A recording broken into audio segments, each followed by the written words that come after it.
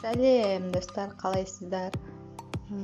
Бүгінгі видеода душлак, ыңғайлы душлакты көрсетіп жатырмыз. Каналыма тіркеліп лайк басып, комментарий жазып кетіңдер.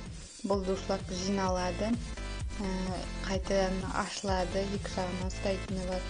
Және көптеген жеміс-жидектерді жууға өте ыңғайлы. Екі жағына ұстайсыз да, және көп орынды алмайды, қайтадан құрастырып жуып тақтай секілді іліп қоясыз, жинап қоясыз. Тез жиналады, силиконнан жасалған, өте ыңғайлы екен. Бұлай обычный неге қарағанда дөңгелек түрі бар.